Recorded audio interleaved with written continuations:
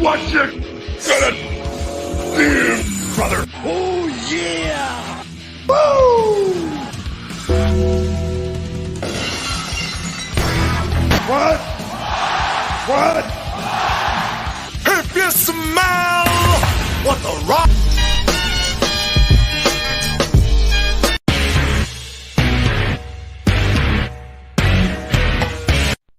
You got the wrong guy. I'm the dude, man. Welcome to another edition of Around the Turnbuckle. I'm the Big Alboski. My partner in crime is Professor Keith, as always, and coming off the heels of a Royal Rumble event that we previewed yesterday. Keith, how you feeling today, sir?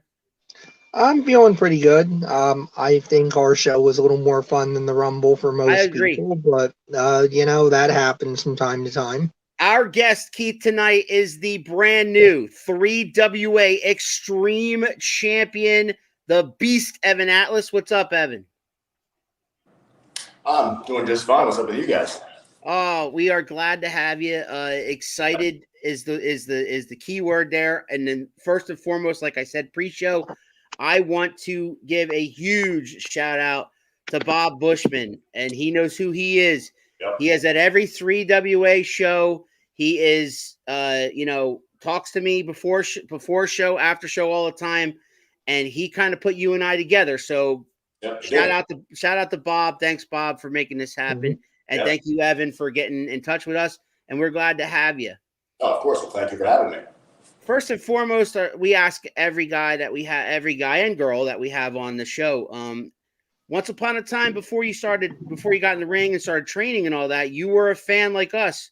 Oh, yeah. So tell us the story of how you fell in love with this business, because you wouldn't be doing it if you didn't fall in love with this business. And when did you start training and all that stuff? Tell us the genesis of Evan Atlas. All righty. Well, I guess the whole love of professional wrestling probably really start. It's like my first memory of television, to be honest with you. When I think back at my first memory of television as a child, my first memory is just of the TV and seeing Jake the Snake Roberts in his snakeskin boots, his green tights with the python on the side, and just being captivated and just mesmerized with what I was seeing. And then later on in that same show, I saw, the Hulkster walk out. And I never saw, someone with, 24-inch pythons before. And I was like, all right, that's pretty cool. And so I've been a fan of that my whole life. And I've always been a fan of entertaining and being, someone who entertains others. So that aspect always had me. So when I was younger, I really wanted to be an actor. And then when I hit puberty and got into high school and athletics and whatnot, I got into powerlifting and bodybuilding. So then I was like, how could I blend my two passions of entertaining and acting and powerlifting and bodybuilding and being physical? And when you merge those two, out comes my original love, professional wrestling. So that's how I got bit by the professional wrestling bug. Just me as a natural human being is just geared towards wrestling. And then as far as how I got involved training and whatnot, I think that's the question everybody asks. It's when you first realize, oh, I want to be a professional wrestler. Well, how do you go about that? There's no college course. There's no high school, elective. There's no, don't really have oh yeah, well there's this guy down the street over there. So what I did is I just got online like everyone else does. This is probably 2000.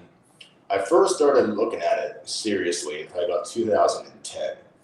And everything I saw online was always just, hours and hours and hours away, and just, an astronomical amount of money. And I know everyone's always like, oh, well, if you really want this, then, you'll put in the extra hours and you'll put in the extra money and this and that. Well, that's well and fine. I totally, respect that outlook. But coming from my background as a child, I did not come from wealth or financial security whatsoever. So I've pretty much been on my own since I was 17 years old. So trying to save up, a couple grand, have a reliable car to go 4 hours to New Jersey and back. It's just, was a bit difficult. So what I did was I Googled wrestling schools, and luckily, at the time I was living in Redline, Pennsylvania, and the SWO Training Center popped up, and that's on Springwood Road in York, Pennsylvania, which was really only about 20 minutes from where I was living. So it just so happened that, literally down the street, there was a training center.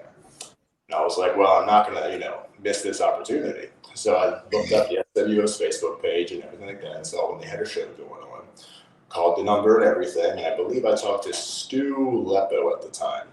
And he told me down to a show, and talked to the Wolfman, and we'll get you situated from there. So I went to my first SWO show, found the Wolfman. He gave me the address to the training center, and I showed up on a stormy, wintry January night and took my first few back bumps and was hooked ever since. And that was probably, like I said, January of 2013. So wow, that was the beginning. So 2013, and we're in 2022, so we're talking 7-8 years now. Yeah. Eight years. Yeah.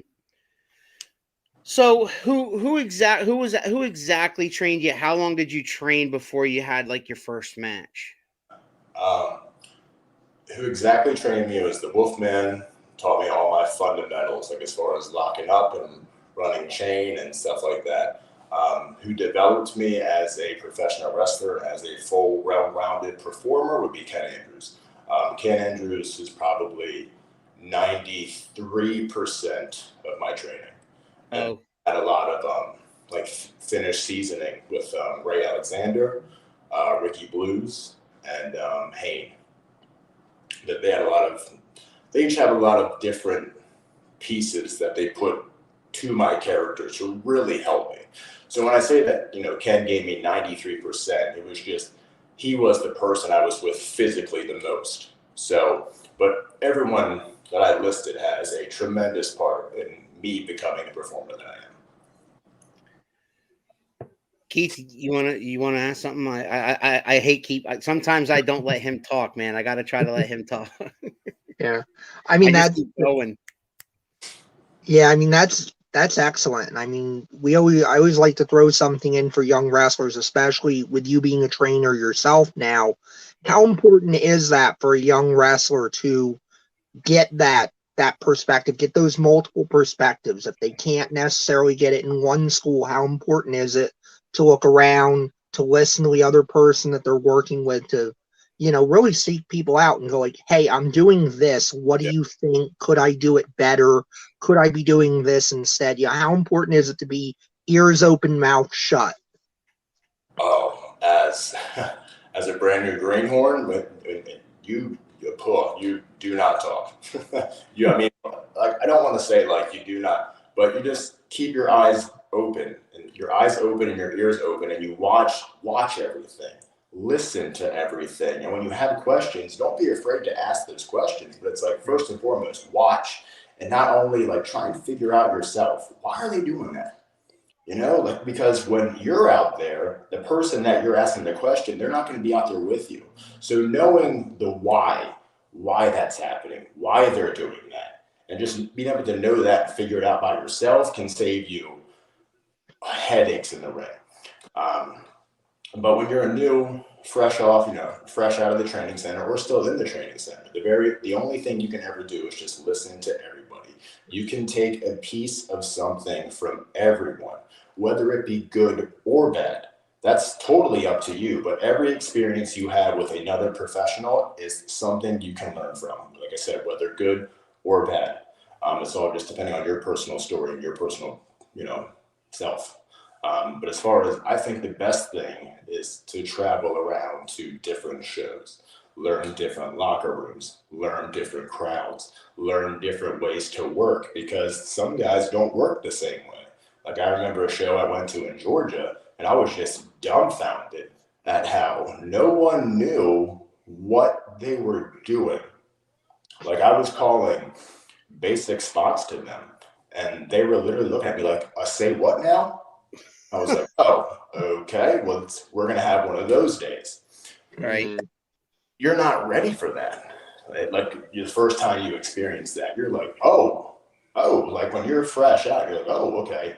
Usually you're with someone who can, help you and guide you, and someone else who's been around the business for a little bit. But like when you're fresh, brand new, and you also are out there with someone who's fresh, brand new, that's when, the issues can happen. So I always say to new guys, as I'm rambling on, just, keep your eyes and ears open and don't be afraid to ask the questions when you have them. Some of the opponents that you took on over the past 7 or 8 years, I'm sure you've had, as you mentioned already, some that were green as gills maybe, and I don't want you to throw names out there, but what I want to know is, in your mind, in your career, in your indie career, how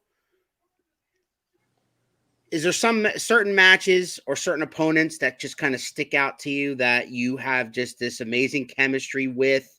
Yeah. And it's not to throw dirt on everybody else. It's just that when you guys are in the ring, sometimes what you bring to the ring and what that guy brings to the ring, you kind of complement each other. Like, name some of those guys. Yeah.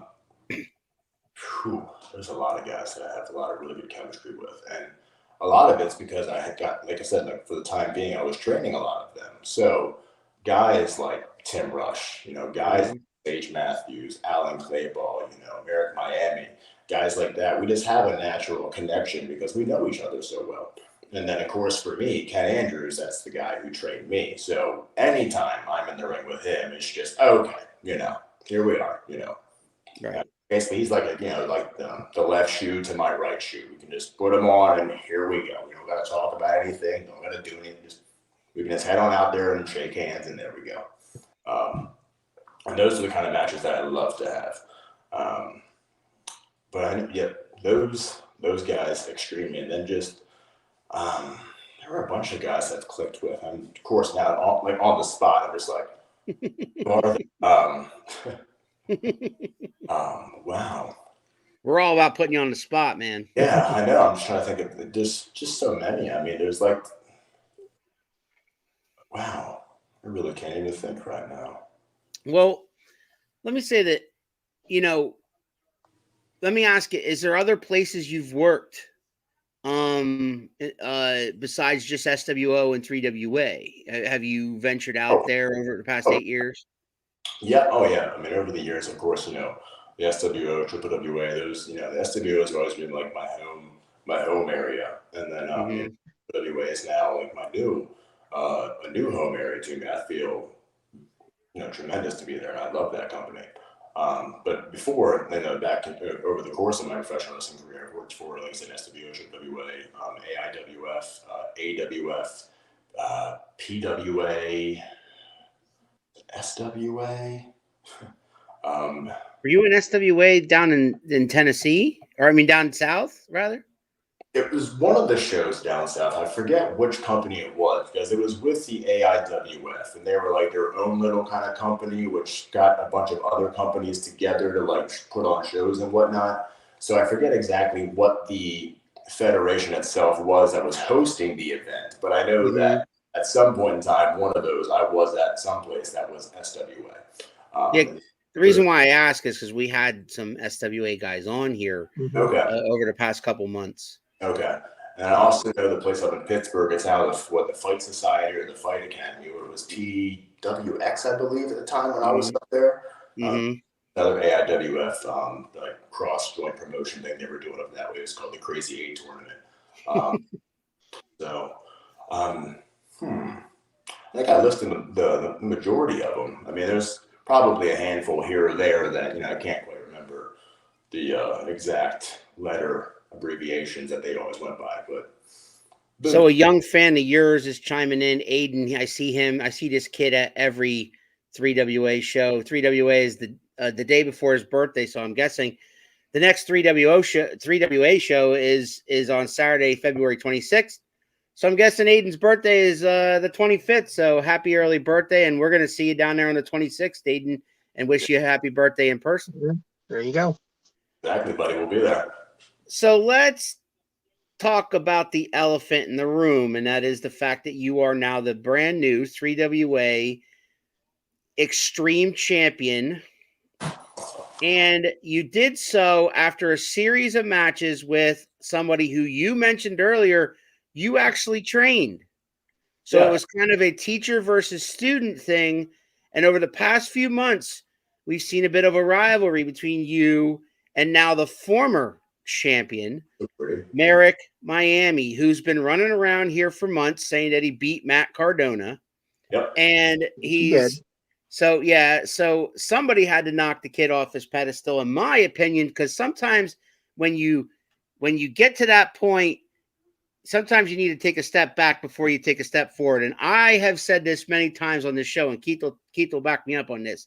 I think Merrick Miami, as long as he works hard and continues to work on his craft, can go anywhere in this business. Oh yeah. If he sticks with it. All respect to him. But I think he needed this. I really do think he needed this. He needed to get kind of knocked off this pedestal. And what better person to do it than his teacher? Yep. It's one of the first things I tell everybody is that whenever I would train, a new aspiring wrestler, the first thing I say is don't ever become a mark for yourself. Yeah.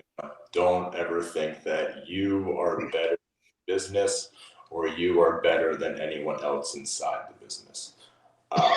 Now, you have to have the belief in yourself that you are better, but to have it just outwardly show it like that and to just disrespect everybody the way he did, it just left a bad taste in my mouth because it's not what I should do. It's not what I. So no one popped louder for your victory than Mama Brickhouse, who's in the front row of every show.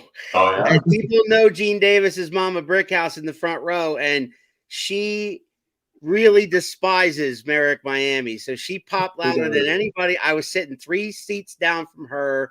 So there she is, showing up, watching you on Around the Turnbuckle. Mama Brickhouse says, happy for Evan. Thank you very much, Mama Brickhouse. And I got an update from the AFC Championship game. Thanks, Big Chris. The Bengals are the AFC champions. Congratulations. Congratulations to the Bengals and upsetting those Chiefs. That's wonderful. There you go. Yes, I am. Big fan. She admits it. She admits it. Evan Atlas, you're looking so handsome on my TV right now. How about that? Thank you. Thank you very much. Again, I'm getting all these Bengals are going to the Super Bowl. That's great. There we go. My dad is trying to call me right now because he's excited because he's rooting for the Bengals. My dad and I always root for the underdogs. There you go. But I can't take the call. He keeps trying to chime in. Yeah. But anyway, he knows I'm doing Around the Turnbuckle, man. He knows I do it every Sunday. Yeah. So that was my fiance, by the way, that chimed in with a nice little cute comment. So, thanks, baby. Good. I'm glad it was your fiance, and I'm glad that you admitted and said that because I didn't want to be like, it was some random chick that just says you're handsome right now. Well, she's handsome on my TV right now. Yeah, she's also one of the ones who pops the loudest as well every Sunday. So let's talk about the last 3 months. A couple months ago, he kind of screwed you, as me and Keith see it, and Keith, tell me if I'm wrong. Yeah. He kind of screwed you at the first time with a quick title to the face kind of thing, and he got the first fall, got the second fall quick or whatever, and it was kind of like, kind of one of those deals. Then the second time around, it was kind of something similar to that. Mm-hmm. But then this time around, so what was different in your mind about this time around, and why were you able to finally, conquer the guy who's had this title now for quite some time? Yeah, I think this time around, I was just much more, focused on his antics and what he was going to be bringing to the table, and just not just taking my eyes off him. Because I've noticed on, the first match, I had my back turned and I was stretching out, and then, that's when I turned around and then boom, right with the belt. Second time around, I was doing the same thing. I was just, pre-match stretching out, just getting ready. Boom, I turn around, bam, title to the face. Right. So that let me know, all right, I'm obviously making a humongous mistake here. So I got to keep my eyes on the ball right from the get-go. So that's why when you see that match that we just had, I don't take my eyes off him the entire match. With the entire opening. Never gave him the opening. So speak of the devil. The former, and I repeat, former 3WA Extreme Champion has chimed in, and he is here. Merrick Miami says, I don't have to hold back because I know I'm better than every single person in that locker room. For about 6 seconds last show, you weren't. That's what it took to get 2 falls. Yeah, quite some time. Best match ever, of course, because she could not wait for Merrick Miami to lose. And that's the thing. Miami has people that he's got that factor, Keith. Correct me if I'm wrong.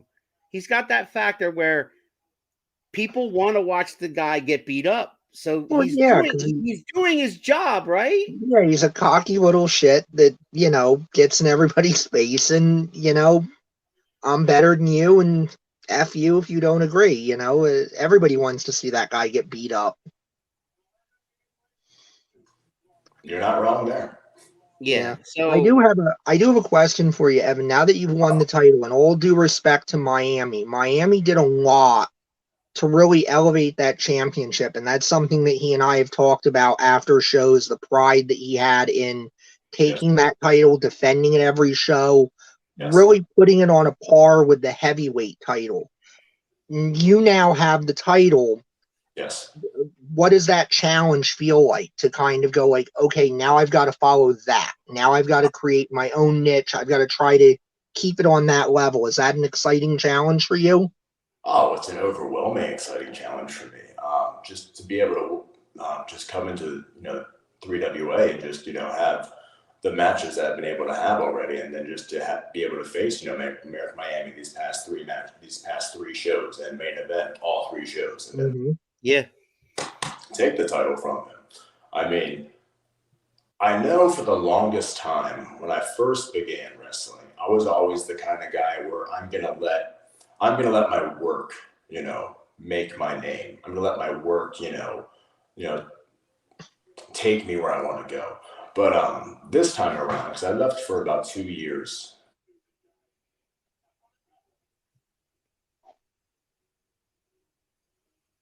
I might have froze, Keith. Yeah, I've got a freeze on my end. Well, there's a comment. Hopefully he comes back to us. Are you back? Yeah, we're good. Yep. Yeah, we got you now. All right. But this time around, professional wrestling, this go, I'm looking very forward to actually promoting myself and getting myself out there as much as possible, and making sure that I am the absolute best version of myself that I can possibly be. So as far as it goes, from just my training to my dieting to promoting myself with first merchandise, yada. So he chimes in again with, I made that title and that company more relevant than it's been in the past 42 years. Name another wrestler who has. You can't. Okay. I'm not saying, I've never taken anything away from him. I'm happy that he's had the success that he's had. And you can even see in the beginning of that match, of our 3rd match that we had, I said to him, I've never wanted you to, not chase your dreams, not accomplish goals. I just don't want you to be an asshole about it. And that's how he's been. He's continuing to be that way. He's just, Mama Brickhouse agrees. he wants to be a little asshole about that. Aiden says Flash Carter is better than Merrick Miami. Wow. All right. So Flash Carter is definitely the fan favorite among the kids. I know my little guy loves Flash Carter. Yeah, and he's got a bright future. Yeah, very impressive young talent so far. So what happens now? Because that's the question. Because I've seen a lot of social media, and I don't know if you've seen it, Evan, but a lot of social media that Miami has put out showing a picture of his shoulder being up. Yeah. Do you disagree with that, or do you think how do you feel about all this? I completely disagree with that, because if you watch the video, he's clearly down for the full 3 count. You can get a picture of your arm being up at any point in time during that match and go, oh, well, look at this, my shoulder was up. Okay, that's a picture. Video doesn't lie. You can watch the video from every angle and you'll see your shoulders were pinned to the mat for those 3 seconds that it took for me to take the title from you. I'm sorry that that's the truth. Shout out to Mean Mark Mest. What's up, Mark? Thank you so much for your Yeah, you know him. I love Mark. I haven't seen Mark in many years, but I love Mark. Mark was awesome. Everybody loves Mark. So Evan, listen to this. Listen to this. He was on our Royal Rumble preview show yesterday. Yeah. And the moment I mentioned your name, yeah, he lit up like a Christmas tree and had nothing but good things to say about the Beast Evan Atlas. Yeah. Oh, Mark. Yeah. Listen, Mark Mest was a fantastic guy. I love Mark Mest. He was always one of the guys in the back who you could always talk to and always asked him, "Hey, can you watch my match?" What a mind! Like he would actually watch your match, and when you got back, he would sit down with you and he would talk to you for however long it took for you and him to have a nice, talk about your performance, what you could do, how you could, elevate yourself as a performer. And yeah, I have nothing but the most positive words to say about Mark Mest. He's a great. And anybody I've ever mentioned that name to in this business, in this area, has nothing but positive things to say about Mean Mark. Yep. And I'm just thrilled that Keith and I have gotten to know him because he has given back to us time and time and time again, and I appreciate him to the max, and I hope he knows that. Oh, God, he's back. Yep, and he has a wonderful training center called the Dungeon. So also, he does. He has the Dungeon. So yeah, and if you guys are looking for somewhere to train, that's a great place to start. The Dungeon down in I believe it's near Blandon. Is that true? Yeah, like out towards Reading. It's out towards like the Reading, Allentown area. Yeah, it's I think Blandon, PA is what sticks out in my mind. Yeah, I believe but so. Look him up. You can find him online on the Dungeon University. Find Mean Mark, and he'll put you in the right place. Yes. Explain the original show poster then. With myself still as champ, and then all of a sudden there's a new one. This is the Quakertown screw job, and you all know it. Posters have mistakes sometimes. I don't hate to break the news to them, but they had copies of that poster backstage at the show to promote and get ready. So they printed it prior to our match. He just will not accept that he has lost this title. So what happens next? That's my question to you, man. You're the champ now. The target's on your back now. I mean, I'm prepared to handle and take on any and all comers. I'm not sure if the first match is going to go to Merrick Miami because, I mean, let's be honest here. If you watch all three of those matches, every single one of those matches, I'm pretty sure I still beat him. Yeah. He definitely had his number.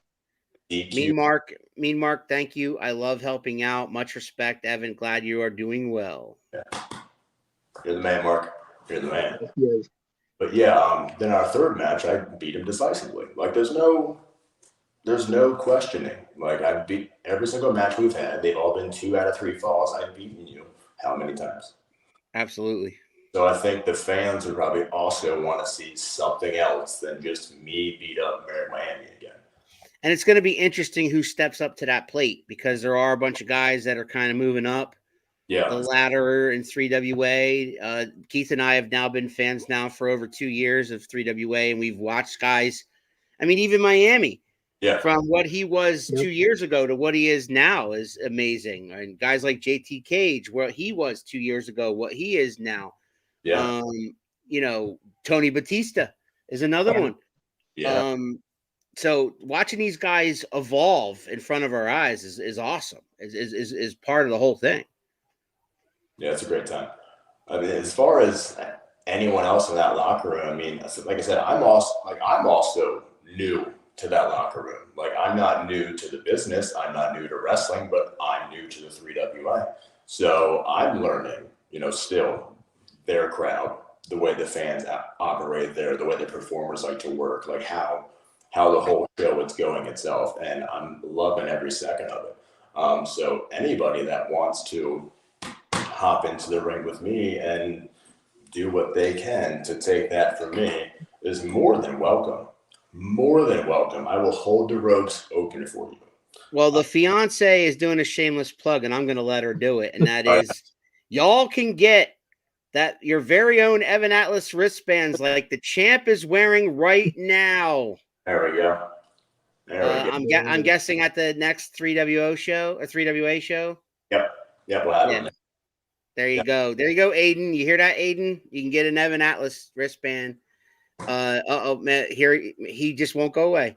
Listen, all I'm saying here is there are some questionable things that went down that are being taken up with management. Complete injustice and utter bullshit. I don't envy Dino Santa sometimes, and this is one of those times. I mean, between JT Cage constantly, everything's an injustice. Even when the guy wins, he finds a way to be upset about something. Yeah. And now you've got Merrick Miami, who suffered the first loss of his career. He's not taking it well, predictably. And look, I warned Miami about this on this show. I said, you can't get too full of yourself. The only one that can stop you is you. Yeah. And that's what I saw in the last match. Evan took him to the limit. In the other two matches, he had to cheat to get out of there. Evan was in his head. He was not on his game. Evan beat him straight up. And he's not dealing with it well, and it's a little sad to see. It really is. Evan there you are. You're back. Yeah. Okay. The last thing I heard you say, Keith, was about me taking Merrick Miami to the limit, and then we kind of went. Yeah, I was saying, you took him to the limit. He had to cheat to get out of the last two matches. The third match, you were in his head, I think, right from the get-go. Yeah. And, he's not taking it well, and he's not dealing with this in the way that I think he should.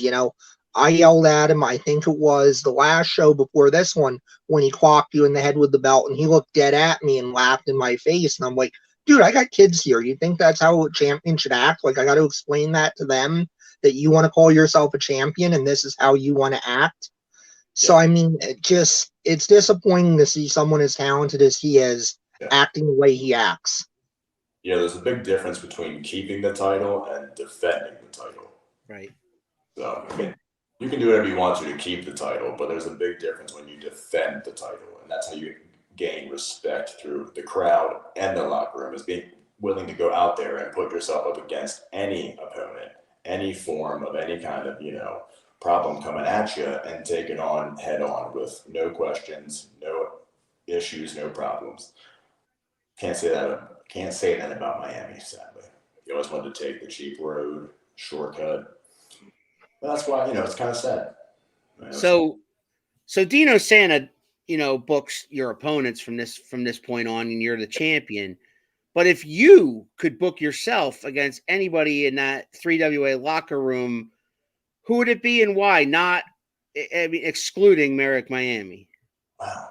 Anybody in the 3WA locker room, right off the bat, obviously, I would love to go against Tony Batista, the 3WA heavyweight champion. Why would I not when I go against him? It's a tough mountain to climb, man. I would watch that. Like, if we're both, top champions and both, relatively similar in size and relatively similar in, ability. Style. It's not very often that I get to face a guy that is right on par with me, size, athletic ability. So when I find people like that, or see people that I think are going to be like that in the ring with me, and I'm going to have that kind of chemistry and connection with, I get real excited about that. So he's definitely one of them. I would love to work Greg the Mechanic. I think he's a great, fantastic. Yeah, I like him. He's a great talent. Greg's putting it together every show. Yeah. Miami is back, and he's like, I just wonder if Evan's going to leave wrestling high and dry like he did a year ago or so. Oops. So unworthy. So unworthy. Since he wants to bring that up, I will have no problem talking about that. Okay. It was a personal issue that I was going through in my life at the time. I was going through a divorce. And, I just had so much going on personally that I wasn't able to give as much to wrestling as I thought that wrestling deserved from me. So if I can't give everyone the amount that they deserve, I'm not going to, give you a half-assed Evan Atlas. So I needed to step away from the ring. I needed to figure out my own personal issues and take care of those. And now I took care of those, and now here I am and kicking your ass. So Don't know what to tell you, pal. Fiance says, hell yes. Atlas and Batista, I'd buy a ticket for that too. I would absolutely. Miami, that's not the kind of champion people want. You're right. They want the guy that hits people in the face with the belt. Seemed like a lot of people were happy last show when I beat you. I mean, that was a pretty big... You don't know me very well, so I'm gonna let you in on a secret. I've been a wrestling fan for over 40 years. There you go. And in all that time, I have always rooted for the heels. It started with Roddy Piper was my favorite in the beginning because he was against, he at the time when I started watching wrestling, he was the anti-Hogan. Yep. And so I wasn't ready to jump on the Hogan bandwagon, and my grandmother got me into wrestling, and so I loved Roddy Piper. Yeah. And then when Piper hit Snook over the head with a coconut, I was in the building. Whoa. I was a little kid in the building when that moment happened. And that was the moment I fell in love with professional wrestling. Yeah. Not enough to pursue it, because down the road, I saw I wasn't much of an athlete. I played baseball or whatever, but I didn't see myself like getting in the ring ever. And I was never in the best of shape. When I was a kid, I was pretty chubby. But my point is, as a fan, like I never missed a show. Whenever they were in town, I would go see WWE, WWF. And, later on I got into WCW. But my point is that in 40 years time, I have always rooted for the heels. And when Merrick Miami debuted as Merrick Miami, from get-go, I liked the music. I liked the style. I liked the entrance. I liked the get-up he had. Yeah. His transformation into Merrick Miami, I was like, okay, you got something here, kid. If you get better at everything else, you got a guy that I can get behind. Then he became 3WA Extreme Champion. So I really got behind him. So I'm going to these shows and everybody wants him to lose. And I'm the guy, when he does a great move, standing up going, that was brilliant. That was great. There you go. And there was nobody more upset at the last show that you beat him than me. Oh. And the kids destroyed you for it too. And the kids destroyed me. I had children stand up, were cheering, were loving that you won, turn around and get in my face and say, in your face, Al, Miami sucks. Oh. And that's what I love about professional wrestling. Yeah. I take no responsibility for those kids learning that sort of behavior. Oh, okay. Because they're not the ones that you bring to the show. No, not at all. Yeah, okay. Some other kids. You should face Tyler. Yeah. Well, the thing about so Aiden has often said that he wants to be a wrestler. He's a teenager. So someday, of course that can happen. And I'm glad that he has that dream, and I hope he pursues it. And I hope he talks to the right people and gets in touch with the right people when he is old enough to do that. Yeah. I really hope he does. But often he comes on here, he praises the guest, and then all of a sudden he decides to challenge you to a match. Okay. Which, honestly, at this point, Aiden, I'm sorry, but my money's on the champ in that contest until you learn, what it is he does.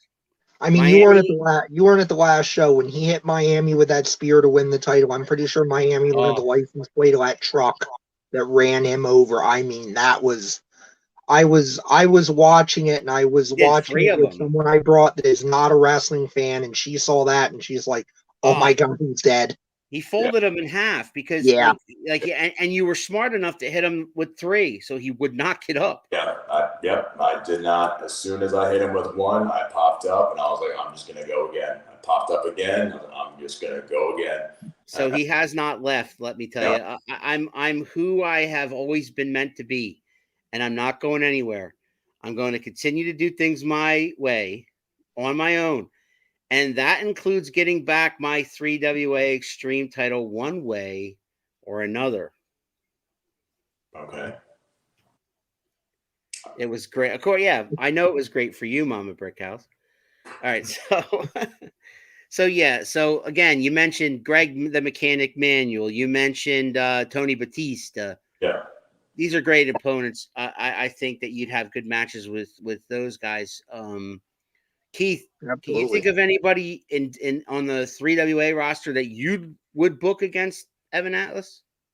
Well, I mean, Evan said it himself, and I've become a big fan of Ken Andrews myself since I've seen him come back and get into it. I mean, that's a guy that you watch him once or twice, and you can tell, like, there's a dude that's probably forgotten more about wrestling than a lot of guys will ever know. He's a guy that, you know what, he can be funny in there, but he's not comedy. He's not taking anything away from his presentation when he does it. He's been doing heel lately, and, like, he's vicious. He's believable. I mean, Ken's great. I look forward to any time Ken's on the card. He's become a real favorite for me over the last couple of shows. Yeah, he's a fantastic performer. Fantastic. He is. Deceptively good. Like, especially things that, like, you don't think that he's going to be able to do or that he's not going to be good at or just work, and then boom. And all right. There you go. There you go. He's an amateur wrestler right now. Aiden wrestles collegiate. That's awesome. Awesome. Sounds good, man. That's all. Brian Hardy. Mama Brickhouse wants Evan Atlas versus Brian Hardy. I'm a second generation superstar. No problem. Interesting. Like I said, anybody who wants to hop in the ring with me, I'm going to have no issue taking on. I will be a reigning, defending. There you go. There's something up here. Yeah, you got it. So we got you back. So one thing I did want to ask about. So you also my phone just went off. Did something happen here? No, we got you. No, my mic isn't working. Oh. Wait. Is it? You muted it. Now you unmuted it. I can't hear you guys now. I can't hear you guys now. So I can hear. We can hear you. Yeah, he just can't hear us now. Brian's. I can't hear you guys now. Brian's another crybaby. So she wants Brian because she wants Brian to get beat up.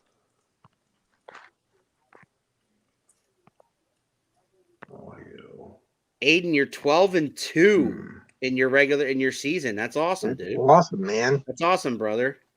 I think Aiden's Can you guys hear me? Because I can't hear you. Yes, we can hear you. Okay, great. So it's on my end, and my technical skills are horrible. Go out and come back in. If I leave and come back, will it work? Okay. Should. There he goes.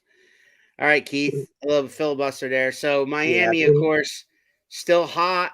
It seems Miami is still hot off that loss. Well, I mean, still hasn't accepted it, Keith, and some guys expect anything less. You know, Miami, since coming in, he's had the rocket strapped to him.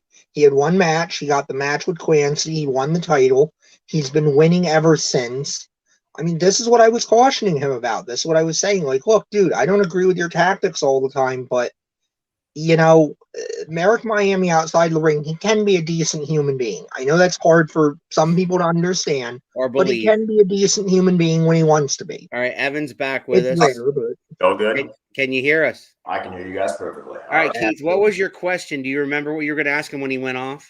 Yeah, so I wanted to ask about, you're also a trainer. So how did that come about? How did that interest and opportunity kind of roll your way? Good question. I haven't trained for a couple of years, but when I was training, and I was heavily involved in training, it just so happened because I was, like I said, 2012, 2013, I found the Wolf Den, and it was close to my house, and then every single day that there was training on Tuesday, Thursday, and Sundays. And then I just was always there. Tuesday, Thursday, Sunday, Tuesday, Thursday. I was just always there to the point where Wolf was finally just like, do you want to keep it the place? And you can open it up, do this. And then since I was the one that was always there, when someone new would come, they would just get in the ring with me and I would show them, the basics, this and that. Always under the supervision of Wolfman. He was always right there as well. So it just kind of just took off organically like that, just because I was there, basically. And then, once everyone started coming, we had a good crop of guys. We had probably a good,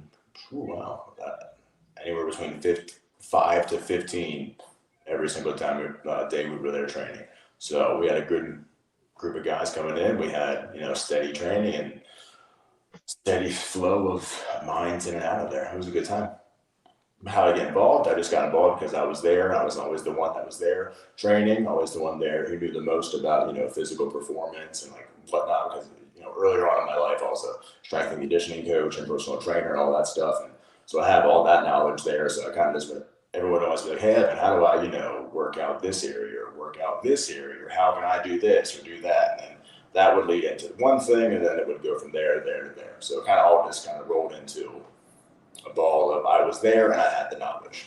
So when you got into the business, did you get in just because you wanted to get in? You loved it and you thought yourself you could do this, or did you have, or in addition to that, did you have, the dreams of maybe getting signed down the road or anything like that by companies that pay very well, such as AEW or WWE? Yeah, it's when I first got involved. I was always really nervous and shy about wrestling. Still am actually. I'm not the overwhelming like confident persona that I may like come across that I am. But like on the inside, I'm super nervous. But I think like for myself when I first started, I didn't want to be on the road for 300 plus days a year. Right. I know that part sounds glamorous to some people, but for me, I always wanted to have, like a family. I've always wanted to have, like a wife and kids, and I never wanted to be away from them. So getting signed earlier on in my life, that would have been great because I didn't have, someone that, I was with and children or anyone else that counted on me besides me. But now at this point in my life, I do have, like my fiance and we have 2 kids. So it's like I have, things that, depend on me. So I know since the pandemic, the way they do things these days is really different. And I know a lot of big companies are flying people in and like having like, tapings for like all the shows for a period of time. And then the talent's cut loose. And I think, wow, that's amazing. So if those opportunities pop up for me, I would be more than willing to jump on those. I mean, I think that is fantastic because then it's like you can still get the national recognition of professional wrestler, but then it's like you still have every other weekend available to go out independently and like book yourself and do what you want to. Lost him again, I think. Keith? Yeah, we lost him. We lost him again. But I'm sure he'll pop back. There he is. There he is. There we are. Yeah. So the places like the NWA and like TNA, like Impact, and the places that do like where they fly everybody in, do the tapings, and then send you out. Those are the big ones that I'd be interested in. But as far as like the ones that are doing all the traveling right now, as much as I would love to, like I said, I don't want to miss my family. On the flip side of that, piggybacking off what you just said, if that never happens for you, all that ends up you get out of this business is being booked locally, still continue to train, but also wrestle whenever you're booked. Yep. If that's all that you do from here till your body says you can't no more, will you be content with that? Oh, yeah. Yep, I would be more than happy with that. I've always, when I first decided that I wanted to do this and I wanted to become a professional wrestler,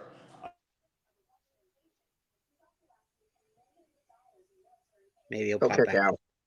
He's a true baby. He'll kick out. I know. Sometimes we have internet issues, but all right, you're back. There he is. You hear what I was saying there or no? No. No. Okay. So what I was saying is that I've always wanted to be a professional wrestler. I've never said that, oh, I want to be a WWE superstar or be a this or that.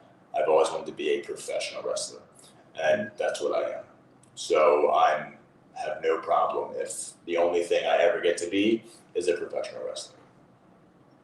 That's awesome.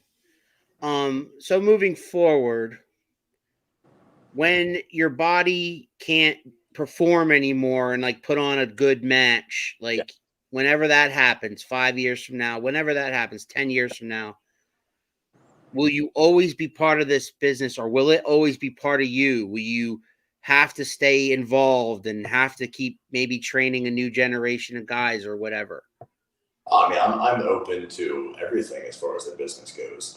If once my body does get to the point where I can no longer put on the kind of performance that I feel like I should be able to perform and put on for the fans, once I feel that that is gone from me, I will, retire from the ring. I never want to give them a half-assed product. That's never what I'm about. So the moment that I sense that I'm physically off my game, I will be done from in-ring competition and performances. As far as being a trainer and being accessible to anyone who needs me for anything as far as wrestling goes, I will, of course, be open to everything. And because I love wrestling, and I've always loved wrestling. I will love wrestling to the end of time. So. So at the next Triple WA event has been floating across the bottom of our screen. There is Saturday, February 26th. Yep. I'm pretty sure Evan Atlas will be in action. I will be. Who will he face? I don't know. But if anybody is interested in seeing that show, Keith and I are at every show. You come down and see us too and hang out with us. And it's always a great time. If you've never been to a 3WA show, they put on a fantastic time for the kids. Bring the kids. It's always a good time. Mm-hmm. And to reserve tickets, call the 3WA office at 215-362-7184. And it's always a great time. We always have a good time going down there. And we love supporting not just 3WA, but all the local independent wrestling, Outbreak with Bean Mark and a lot of the other guys. ECW with Rob Noxious. SWO with Wolfman and WXW and CCW. Yeah. So, I mean, we really, if we've become anything, and I love this about us, Keith, is that to support local wrestling, because these guys, they don't do it to get rich. They do it because they love this business and they put their bodies on the line for our entertainment. And trust me, there ain't a better thing going than going to a local event. It's an intimate crowd, 150 to 200 strong, where you get to meet the wrestlers. They have an intermission where you get to meet the wrestlers and get autographs and buy merchandise. And Mama Brickhouse is going to hit you up for one of those wristbands. So I guarantee you there. But as far as your opponent goes, you did mention a bunch of opponents not named Merrick Miami. Oh, yeah. But we're getting out of here soon. Okay. If there's one last message that you'd like to convey to Mr. Miami, who is watching and has not left, what would that be? Well, just like you and just like everyone else that you've always beaten, I'm always ready for you. So whenever he wants to get back in the ring with me, that's on him. That's no problem for me. You have a welcome invitation. So whenever Dino Santa wants to sign the paperwork and have you back in the ring with me, I'll be more than happy to welcome you back. I don't think you deserve it right now, but if someone else thinks you do and they want to put you in the position, I have no problem smacking you all over the ring like I always do, where I will retain my title. There you go. There he is. There's the Beast, Evan Atlas. We got one last question, Mr. Atlas, and that is, if you could book yourself in a dream match scenario against anybody alive, dead, who's been in the ring, and we're talking anybody that's ever stepped foot in a wrestling ring, because recently Merrick Miami got to realize his dream by meeting his idol, Matt Cardona. So if Evan Atlas could do the same thing, who would that guy be? Oh, this is going to sound probably so not glamorous because my taste of wrestling is so different than probably what people think it is. Sure. I would love nothing more than to be able to wrestle probably William Regal. Oh, yeah. Just because I'm a humongous fan of actual technical wrestling. And old world of sport, Marty, and all those guys for hours on end, and just being able to know all that and see all that would just be amazing for me, because I've studied all that for so long, so I know how to technically do all that stuff, but no one else really does. And also, it's like I don't get that chance to do that form of wrestling because like I'm always so much larger than the person I'm ring with. So why in the world am I going to put you in a wrist lock when I can just rip your arm off? It makes me. So I would just love to be in the ring with someone who can match me. And talk about a guy who I've seen him wrestle like from back in the 80s on up, and then later on in wrestling, a mind that a lot of the young talent could pick over the years in behind the scenes in NXT. And I mean, just a great giver back to the business as much as he possibly can, and still does, even though he was released by WWE. I hear that he's trying to be recruited by other places for that reason, just to be in the back, to be a mind for these guys to pick. Because if we've learned anything in this whole experience, Keith, it's the best thing for these young guys can do is pick as many brains as possible. And of course, there's going to be those one or two guys that don't want to talk to you, but of course that there's always those guys, but most of them will be more than happy to give you at least a minute or two of their time for some advice. Yeah. It's brotherhood. And I love that.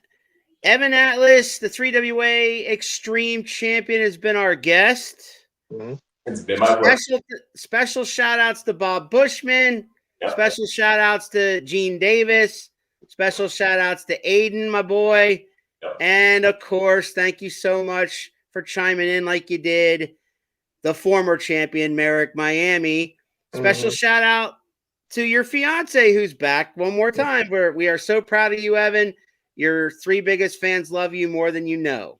There you go. And that's the way we're going to end this show, Keith. Right. I am the big. I do have one more question before we go. Go ahead. Looking at the shirt, I have to ask: favorite Friday, least favorite Friday? Oh, okay. Favorite Friday is probably, it's weird. Okay, my personal favorite Friday is Friday Part 5, The New Beginning. I know it's the one that's always sacrilege. I know, because it wasn't really Jason. Yeah, that is an unpopular opinion. I know, but when I was younger, it was the only Friday the 13th VHS I had. So it was the only watch all the time. It's the one that got the most use. Yeah, so it's nostalgic for me because I love it. But probably, honestly, my favorite one has to be, Part 4, the final chapter, because it's the best Friday the 13th movie ever made.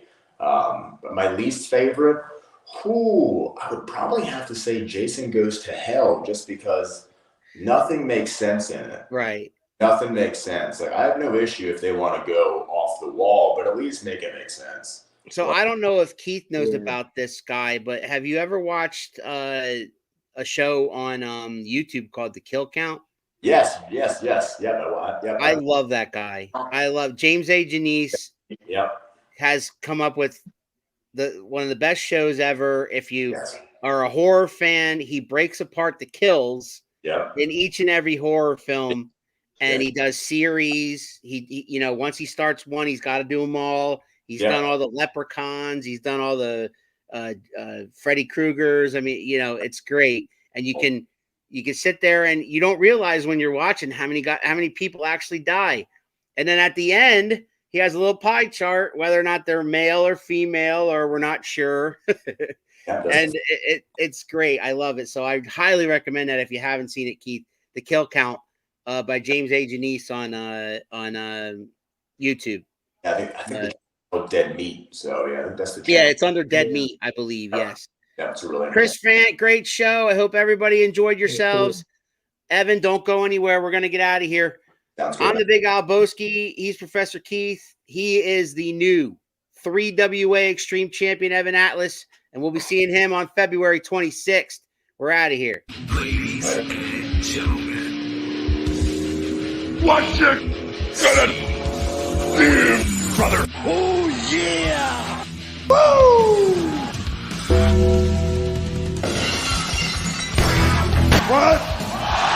What? If you smell what the